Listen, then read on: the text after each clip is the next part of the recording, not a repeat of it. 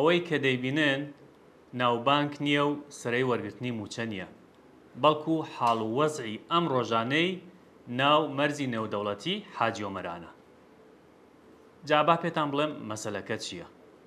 ئێران لە چوارچێوەی ڕێخستنەوەی یاساکانی پەیوەندیدار بە کۆڵبەری و مەرزەکان هاتووە کارتێکی بە ناوی کارتی مەرزنشینانی دەرکردووە بۆ ئەو خەڵکەی کە دانیشتووی گوند و شارەکانی سەر سنوورن. ئەو کەسانەی کە ئەو کارتان هەیە جگە لەوەی کە ماگانە پارەیەکی ناچیز و کەم دێتە سەر حسابەکانیان، ڕۆژانە دەتوانن بە فەرمی لە هەندێک مەرزی وەک حاجی ئۆمەران و کێلێ هاتوچۆ بکەن و کۆڵێک ئاودیو بکەن.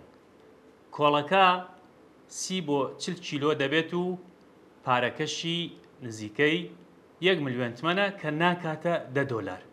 ئەو $10 کیلۆیەک گۆشتی پێدێت. جا ڕۆژانە بە سەدان کەس دەڕژێنە ناو مەرزەکە و جەنجاڵی و قەرەباڵغیەکی زۆر دروستە بێت کە وەک لە ڤیدۆکانە دەیبینن. لەگەڵ ئەو کۆڵبەرانە گەشتیارانیش دەبێت بێن بچنە سەرە و ئەو ڕیزەوە و بۆ ماوەیەکی زۆر ماتڵ دەبن.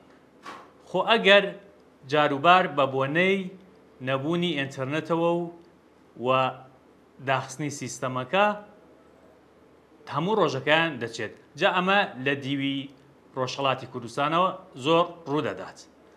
بۆ ئەم بابەتە ئێمە قسەمان لەگەڵ مەسعود باتێلی بەڕێوبەری مەرزی نێودەوڵەتی حاجی ئۆمەران کرد.